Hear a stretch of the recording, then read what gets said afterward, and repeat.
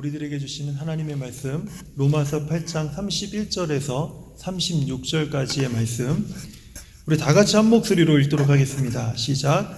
그런즉 이 일에 대하여 우리가 무슨 말하리요? 만일 하나님이 우리를 위하시면 누가 우리를 대적하리요? 자기 아들을 아끼지 아니하시고 우리 모든 사람을 위하여 내주시니가 어찌 그 아들과 함께 모든 것을 우리에게 주시지 아니하겠느냐? 누가 능히 하나님께서 택하신 자들을 고발하리요? 의롭다 하신 이는 하나님이시니 누가 정죄하리요? 죽으실 뿐 아니라 다시 살아나신 이는 그리스도 예수시니 그는 하나님 우편에 계신 자요 우리를 위하여 간구하시는 자신이라. 누가 우리를 그리스도의 사랑에서 끊으리요? 환난이나 공고나 박해나 기근이나 적신이나 위험이나 칼이라. 기록된 바 우리가 종일 주를 위하여 죽임을 당하게 되며 도살당할 양같이 여김을 받았나이다 함과 같으니라. 아멘. 저는 이제 오늘부터 몇 주간 우리를 사랑하시는 하나님의 사랑에 관한 주제로 우리 성도님들과 말씀을 좀 나누려고 합니다. 특별히 로마서 8장은 우리에게 그리스도 예수 안에 있는 하나님의 사랑을 아주 심도 있게 다루고 있는 그러한 성경 중에 한 부분입니다. 그래서 저는 로마서 8장에서 말씀하시는 이 하나님의 사랑에 관해서 앞으로 몇 주간 우리 이제 성도님들에게 설교를 하려고 합니다. 저는 개인적으로 우리 모두가 이 기간을 통해서 우리를 향한 이 하나님의 사랑을 좀 깊이 이해할 수 있는 그런 계기가 되기를 바랍니다. 오늘은 그 첫 번째로 우리를 위하시는 하나님이라고 하는 제목으로 하나님의 말씀을 전하도록 하겠습니다. 한번 우리 옆 사람에게 또 옆에 있는 우리 가족들에게 한번 이렇게 인사해 봤으면 좋겠습니다. 하나님은 당신을 사랑하십니다. 이렇게 인사하겠습니다. 시작. 하나님은 당신을 사랑하십니다. 네. 네, 한번 더 해볼게요. 정말로 사랑하십니다. 이렇게 한번 인사해 볼게요. 시작. 당신을 정말로 사랑하십니다. 네, 할렐루야. 정말 우리 성도님들 하나님께서 나를 정말 사랑하신다라는 이 사실을 믿으십니까? 정말 믿으세요? 저는 이 사실을 믿는 분들에게 한 가지 질문을 좀 던지고 싶습니다. 하나님께서 그렇다면 나를 어떻게 사랑하십니까? 하나님께서 정말로 나를 어떻게 나를 사랑해 주시고 계셨습니까? 또 하나님은 어떻게 나를 사랑하고 계십니까? 우리 여러분들은 이 질문에 대해서 답할 준비가 되셨습니까? 제가 어떤 한 분이 신앙 상담을 위해서 인터넷에 글을 올린 그 한 글을 보게 되었는데요. 제가 개인적으로 그분의 글이 참 이게 공감이 되면서도 또 목회자 입장에서 참 안타까운 마음을 좀 금할 수가 없었습니다. 그래서 제가 오늘 이 글을 좀 읽어 드릴 텐데요. 이 상담 내용의 글을 좀 한번 들어보시면서 하나님은 어떻게 나를 사랑하시는가에 대한 이 답변도 각자의 마음속에 한번 떠올려 보시면 좋을 것 같습니다. 제가 한번 읽어 드릴게요. 하나님의 사랑을 느끼고 싶어요. 제 마음이 슬픔과 아픔과 상처들로 가득 차 있어서 죄악과 어두움과 무서움, 두려움들로 가득 차 있어서 하나님의 사랑을 느낄 수가 없어요. 그런데 하나님의 사랑을 느끼고 싶습니다.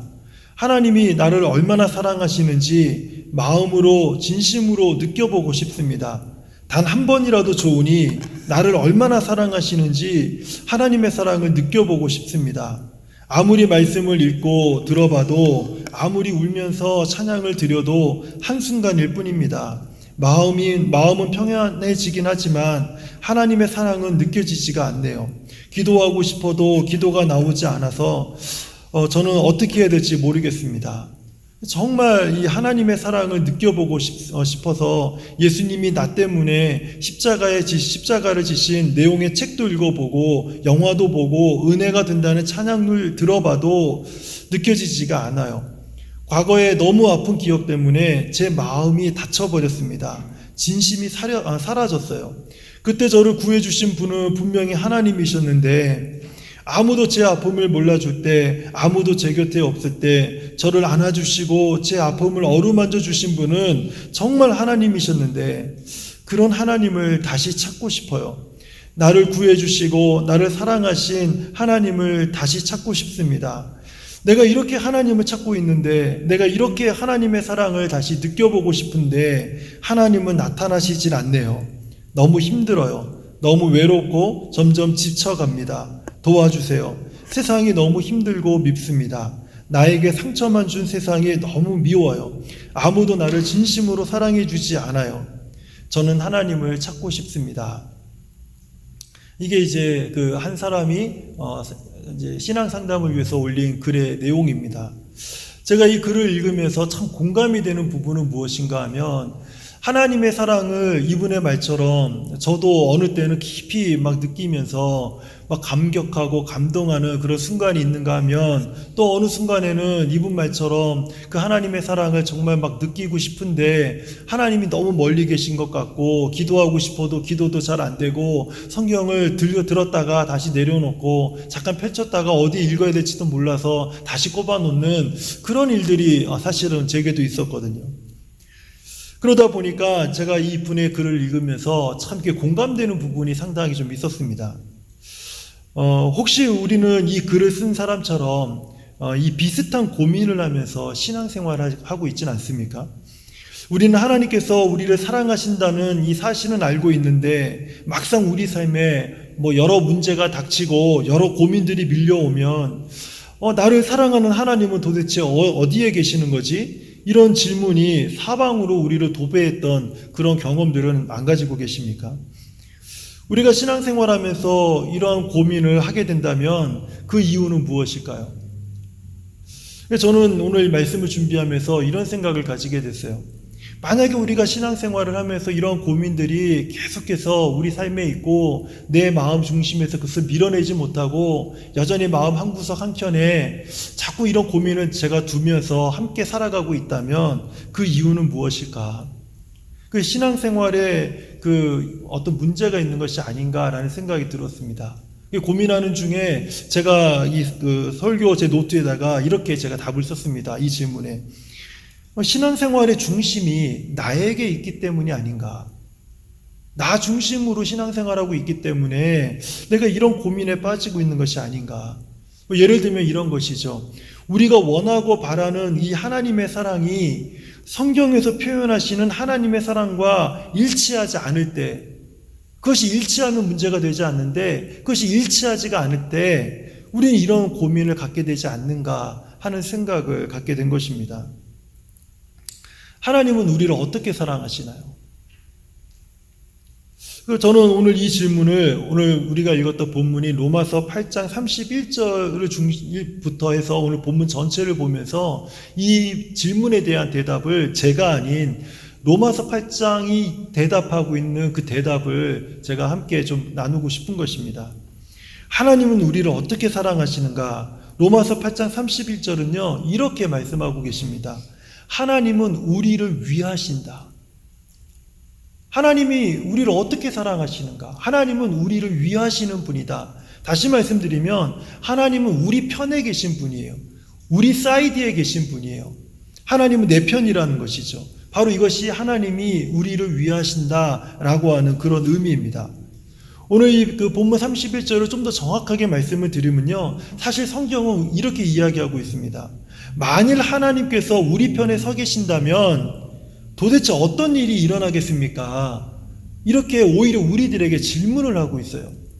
만약에 하나님이 우리 성도님들의 편이라면 내 삶에서는 어떤 일이 일어날 것이라고 생각합니까? 이렇게 지금 로마서 8장 31절이 우리들에게 되묻고 있다는 것입니다. 하나님께서 내 편에 서 계신다고 한번 생각해 보세요. 하나님은 내 편입니다. 그러면 우리 성도님들은 무엇을 기대하면서 살겠습니까? 무엇이 가장 먼저 기대가 되겠습니까? 하나님이 내 편에 계신다면 아마도 최소한 제가 앞에서 소개했던 이 상담 내용과 같은 일은 우리 삶에서 일어나지는 않아야 된다고 저는 생각을 했어요. 하지만 이것은 그저 제가 앞에서 말씀드린 것처럼 그냥 내 중심의 생각일 뿐이라는 거예요. 그냥 우리 중심의 생각뿐이라는 것입니다. 하나님이 우리를 위하시면 우리 삶에서 어떤 일이 일어나는지 궁금하다면 먼저 해야 될 게 있는데 내 생각을 멈춰야 되는 것입니다. 내가 원하는 것, 내가 바라는 것, 하나님께 가장 내가 원하고 바라는 생각을 먼저 멈춰야 돼요. 그리고 하나님이 내 편에 계신다면 도대체 내게 어떤 일이 일어날까? 나는 무엇을 기대할 수 있을까? 성경이 무엇이라 내게 말씀하고 있지? 바로 이 부분에 우리가 더 포커싱을 가져야 된다는 것입니다. 성경이 말씀하시는 음성을 우리가 먼저 들어야 된다는 거예요. 오늘 성경은 우리를 위해, 하나님이 우리를 위하시면, 하나님이 우리 편에 계시면 우리 삶에서 일어나는 일 4가지를 오늘 본문을 통해서 우리에게 말씀하고 있습니다. 그 첫 번째가 무엇이냐면 누가 우리를 대적하리요? 31절에 이렇게 나와 있어요. 하나님이 우리를 위하시면 누가 우리를 대적하리요? 이렇게 되어 있습니다. 거 보세요, 목사님. 하나님이 우리를 위하시면 나를 대적할 사람이 아무것도 없으니까 앞에 있었던 그런 신앙 상담의 글과 같은 일이 내게 일어나면 안 되는 거잖아요. 이렇게 우리가 좀 이렇게 먼저 생각할 수가 있는데, 근데 오해하지 않았으면 좋겠습니다. 이 말씀은요, 이 세상에서 그 어떤 것도 하나님이 우리를 위하시면 나를 대적할 수 있는 것이 아무것도 없다. 이 세상에 그 어떤 것도 나를 대적할 수조차 없을 것이다. 이런 의미로 이렇게 말씀하고 있는 것이 아니라는 거예요. 하나님이 우리를 위하신다 할지라도 여전히 고난과 아픔은요, 우리를 힘들게 할 것입니다. 나를 힘들게 하는 사람들, 한숨 짓게 하는 환경은요, 사납게 우리를 대적할 것이라는 거예요. 나의 연약한 부분을 정확히 알고 있는 우리 죄악은요, 우리를 넘어뜨리려고 항상 우리를 주시하고 우리를 대적할 것이라는 겁니다. 그럼에도 불구하고 이 모든 것들, 우리의 삶과 내 인생을 대적하려고 하는 이 모든 것들은요, 하나님의 능력에 비하면 그 대적의 힘이 아무것도 아니라는 거예요. 자기 아들을 아끼지 아니하시고 우리에게 모든 것을 내어주신 그 하나님께서 우리 편에 서셔서 우리 대신 죄악을 대적하시고 그 환경을 대적하시고 희망을 깨뜨리는 그 고난과 아픔을 대적하시고 무엇이 우리를 대적하든지 우리가 그것을 마침내 극복하고 승리할 수 있도록 필요한 모든 것을 아낌없이 공급해 주시겠다, 도와주시겠다, 함께 해 주시겠다, 이렇게 하나님이 약속해 주시는 것이라는 거예요. 그렇기 때문에 이 말씀을 나를 대적할 것이 이 세상에 아무것도 없구나, 이렇게 오해해서는 안 된다는 것입니다. 둘째로 무엇이라 말씀하고 있냐면 누가 우리를 고발하겠습니까? 누가 우리를 고발하겠습니까? 이거는요, 법적인 어떤 질문입니다. 사단은 모든 죄악으로 우리를 넘어뜨리고 실수하게 하고 또 모든 유혹과 모든 권세로 우리를 하나님의 공의로우신 재판대 앞으로 우리를 자꾸 끌고 가려고 합니다. 그리고 거기에서 우리의 모든 죄악들을 적나라하게 다 드러내려고 하는 것이 사단의 그 모든 방법이라는 거예요. 그러나 우리를 위하신 하나님의 사랑은요, 우리를 고발하는 모든 사단의 고발 앞에서 우리에게 무엇이라 판결하시냐면 의롭다라고 이렇게 판결하시는 재판장이시라는 거예요. 사단이 하나님 앞에서 우리를 고발할 때 하나님, 저 사람을 보세요, 저 성도를 보세요, 지난주만 해도요 하나님의 법도를 어기는 일을 서슴지 않았고 성도라 불릴 만한 자격을 가질 만한 행동을요 전혀 하지도 않았습니다. 이렇게 고발을 한다 할지라도 오늘 성경에 무엇이라 말하냐면 그런 고발이, 그런 정죄가 수없이 내 삶 속에 밀려오고 나를 정죄한다 할지라도 하나님은 그 정죄하는 사단에게 이렇게 말씀하십니다. 의롭다고 하시는 분은, 나를 의롭다라고 선언하신 분은 하나님이시니 너는 그 입을 좀 다물어라, 좀 조용히 해라. 나를 의롭다고 하신 분은 하나님이시기 때문에 네가 무슨 자격으로 저 성도를 더럽다고, 죄가 있다고 그렇게 정죄할 수 있느냐. 이렇게 우리 쪽에서 대변하시는 분이 바로 하나님이시라는 거예요. 세 번째로는 누가 우리를 정죄하리요? 라는 것입니다. 누가 우리를 정죄하리요?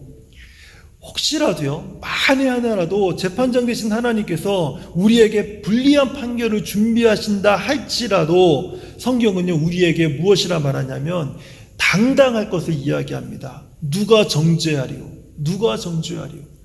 만약에 사단이 승리하는 것처럼 보여서 하나님 앞에 우리가 죄 있는 자로 드러나는 그런 상황이 놓인다 할지라도 성경이 우리들에게 얘기하는 것은 누가 너희를 정죄하겠느냐, 이러면서 4가지를 이야기하는데요.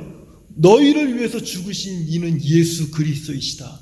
나의 모든 죄를 대속해 주신 분은 예수 그리스도이시다. 이건 대속의 교리예요. 하나님의 아들이 우리를 대신하여 모든 대가를 치르셨다고 하는 대속의 교리를 이야기하고 있습니다. 두 번째는요, 다시 살아나신 이는 그리스도이시다. 예수 그리스도이시다. 이건 부활에 대한 교리입니다.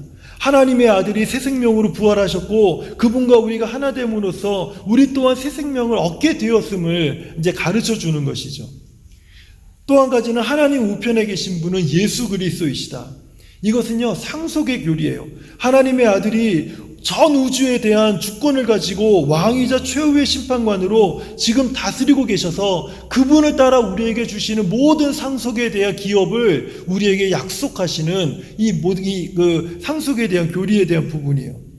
그리고 우리를 위해서 강구하시는 분은 예수 그리스도이시다. 이것은 중재자의 교리를 이야기하는 것입니다. 우리를 대변하시는 분, 천국에서 우리의 대표자가 되신 하나님의 아들 예수께서 신실하게 우리의 행복과 구원을 추구하고 계시고 우리를 변론하고 계신다라는 거예요. 그래서 그 어떤 것도 이 예수님의 변론을 감당해낼 자가 없다고 이야기하는 것입니다. 예수 그리스도의 대속과 부활과 상속과 이 중재의 교리를 통해서 그 누구도 우리를 정죄할 수 없다고 말씀하고 있는 거예요. 때로는 우리가 불행해지는 이유가 어디에 있습니까? 마귀가 우리를 정죄해서 불행합니까? 내 친구가 나를 불행해서 정죄합니까? 엄밀히 얘기하면 아니죠. 내가 나를 부끄럽게 만들기 때문에 더 힘든 거 아닙니까? 내가 나를 부끄럽다고, 내가 나를 부족하다고, 내 스스로 나를 자책하고 있기 때문에 내 스스로 나를 정죄하고 있을 때가 더 힘든 거 아닙니까? 그런데 오늘 성경이 무엇이나 말하냐면 그것조차도 나의 권리가 아니라는 거예요. 그것조차도 변호하고 계시고 그것조차도 정죄할 수 없다라고, 내 스스로도 나를 정죄할 수 없다라고 말씀하시는 것이 지금 오늘 이 로마서에서 말씀하는 이 부분에 대한 것이라는 거예요. 네 번째로는요, 누가 우리를 그리스도의 사랑에서 끊으리요, 이 부분을 이야기하고 있습니다. 아무것도 우리를 하나님의 사랑에서 끊을 수 없습니다. 그것이 환난이라고 해도, 공고나 박해라고 해도, 그것이 기근일지라도, 위험이나 칼이라 할지라도 그 어떤 것도 우리를 그리스도 예수 안에 있는 하나님의 사랑에서 끊을 수 없다라는 것입니다. 우리 성도님들은요, 정말 예수 그리스도께서 나의 죄를 위해서 십자가에 죽으신 것을 우리가 믿는다면 우리는 하나님의 자녀, 하나님의 사랑 안에 속한 하나님의 거룩한 자녀들입니다. 그 누구도 우리를 하나님의 사랑에서 끊을 자, 그 누구도 우리를 하나님의 사랑에서 쫓아낼 자가 아무도 없다라는 거예요. 그것이 심지어 죽음이라 할지라도요. 그래서 제가 여러 번 말씀드린 적이 있었는데요, 성도들이 당당할 수 있는 이유는 딱 한 가지입니다. 우리는요, 마침내 승리하는 자들이기 때문에 그래요. 내가 지금 실패하는 것 같이 보여도, 내가 좌절해서 넘어진 것처럼 보여도 마침내 다시 일어나는 사람들이 바로 성도이기 때문에 그렇습니다. 성도들은 마침내 승리하는 사람들이에요. 그렇기 때문에 오늘 이 로마서에서 이 말씀하는 우리를 사랑하신다라고 표현하는 이 하나님의 사랑이요, 얼마나 값진 것인지 몰라요. 저는 그 로마서 8장에서 우리를 향한 하나님이 우리를 사랑하시는 4가지 사랑의 표현을 제가 말씀을 드렸습니다. 아무도 우리를 대적할 수가 없어요. 혹여 누가 나를 대적해서 우리가 두려움에 사로잡힌다 할지라도 그 두려움을 이기게 하실 분은 하나님이십니다. 그분이 우리와 함께 계세요. 여호와는 나를 돕는 자시니 내가 누구를 두려워하리요. 하나님이 나의 두려움을 대신해 준다는 뜻이 아니에요. 그분이 나를 도와주시기 때문에 이 세상의 그 어떤 두려움도 우리가 다 이겨낼 수 있다는 것입니다. 누구도 우리를 고발할 수 없습니다. 누구도 우리의 죄악된 잘못된 모든 것들을 고발할 자격이 없다라는 거예요. 그 누구도 우리를 하나님 앞에서 정죄할 수 없다라는 것입니다. 그 어떤 것도 우리를 그리스도 예수 안에 있는 이 하나님의 사랑에서 끊을 수 없다라는 것이에요. 이것이 하나님께서 우리를 위하시는 이 사랑의 표현입니다. 하나님께서 나를 어떻게 사랑하십니까? 이 지금 성경에서 말씀하시는 이 하나님의 사랑의 표현과 내가 생각하고 있는, 내가 하나님이 나를 사랑하신다면 최소한 이것은 해주시겠죠. 원하고 바라는 것들. 그것하고 일치가 되고 있습니까? 만약에 이 부분이 다르면요, 우리는 아까 앞에 이야기했던 그 한 분의 이야기처럼 우리는 똑같은 그런 상황 속에 다시 빠질 수밖에 없다라는 거예요. 이렇게 하나님이 우리를 위하시고 이렇게 우리를 사랑하시는데 우리 마음속에 항상 떠나지 않는 질문이 있죠. 그런데 왜 저는 아플까요? 왜 힘들까요? 왜 고통스러운 순간이 멈추지 않을까요? 심지어는 어떤 사람은요, 이렇게 말씀을 드려도 힘든 상황에 놓이면요, 하나님이 나한테 왜 이래? 이렇게까지 막 하소연하는 분도 계세요. 마치 우리 삶의 아픔은요, 의사가 환자의 질병을 수술하고 난 후에 그 수술 결과를 알려주는 것과도 같습니다. 오늘 이 말씀이, 제가 한 이해를 한번 예화를 만들어 봤는데, 좀 적절한 것 같아요. 한번 잘 들어보세요. 의사가 환자를 수술했습니다. 그리고 나서 이제 수술한 결과를 환자와 그 보호자들에게 알려줍니다. 일정 기간은 통증이 남아 있을 것입니다. 하지만 통증은 곧 사라지고 잘 회복될 것입니다. 이런 얘기 많이 들어보지 않았습니까?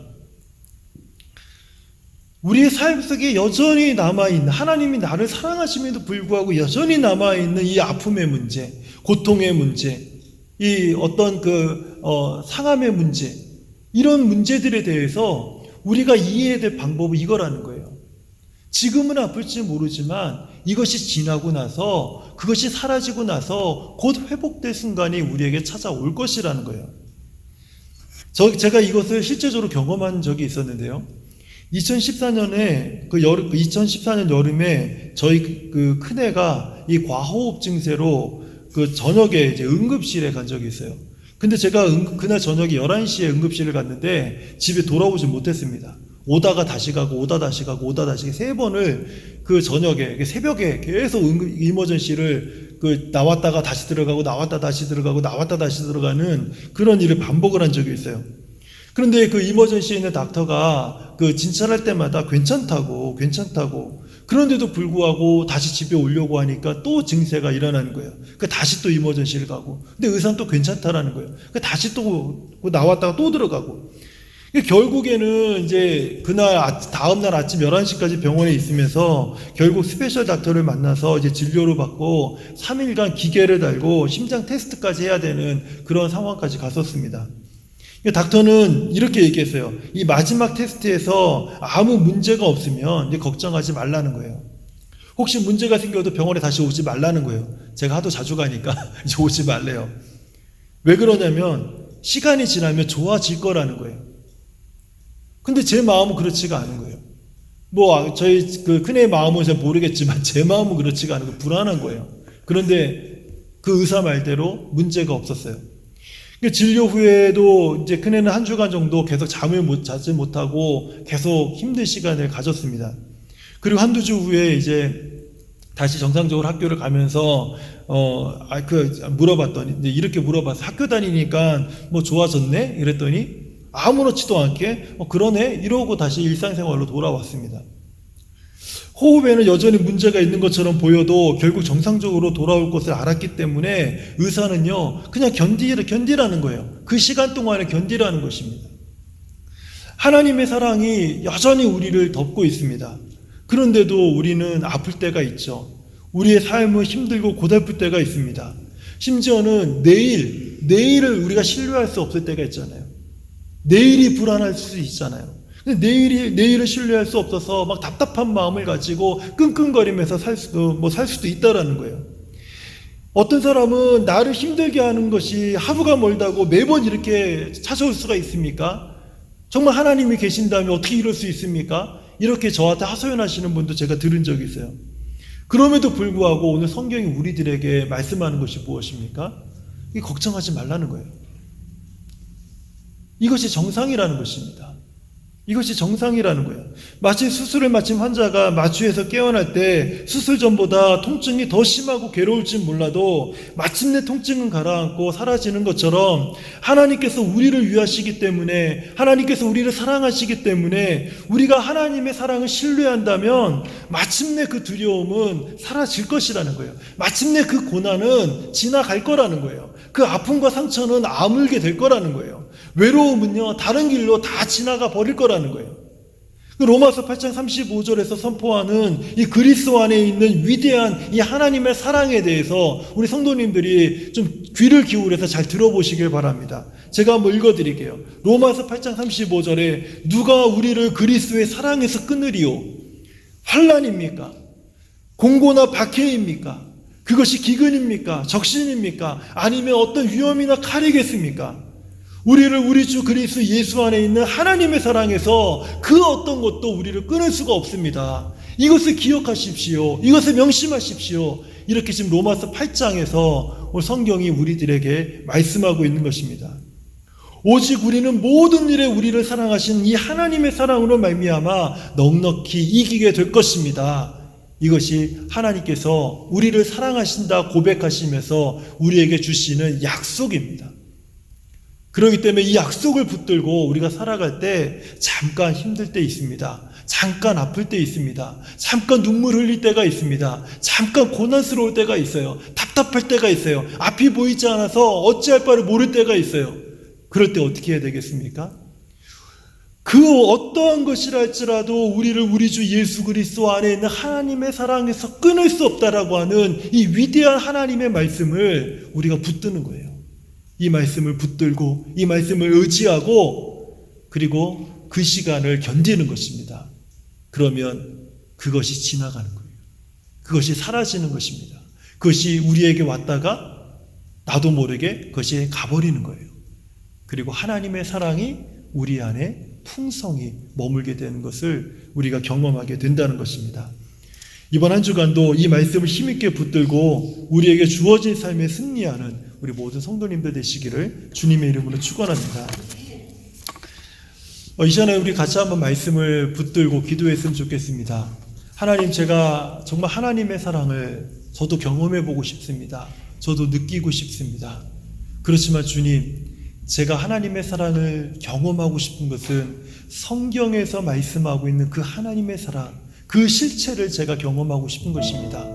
제가 원하는 것, 제가 바라는 것을 채워주시는 하나님의 사랑을 경험하고 싶은 것이 아니라 성경에서 오늘 말씀하시는 이 하나님의 사랑을 제가 신뢰하고 그 신뢰를 따라 그 하나님의 사랑을 힘입어서 승리하는 삶을 살고 싶은 겁니다. 하나님, 제가 원하는 것, 바라는 것 잠깐 내려놓고 이제 나를 하나님의 사랑으로 충만하게 하여 주십시오. 내 편에 서 계셔서 나를 도우시는 하나님, 나를 공급하시는 하나님, 내게 능력을 주시는 하나님, 내게 힘을 주시는 하나님, 지혜를 주시는 하나님, 건강을 주시는 하나님, 안전을 지켜주시는 하나님, 번성하게 하시는 하나님, 이 하나님을 제가 경험할 수 있도록 도와주십시오. 우리 이 시간에 같이 한번 기도하도록 하겠습니다. 하나님 아버지, 감사합니다. 아버지 하나님, 오늘 사랑하는 성도들과 함께 이 하나님의 말씀을 함께 나누면서 우리가 하나님의 사랑 안에, 이 풍성하신 하나님의 사랑 안에 거하기를 원합니다. 하나님, 내가 그렇게 원하고 바랬던 아버지 이기적인 나의 중심의 신앙생활이 아니라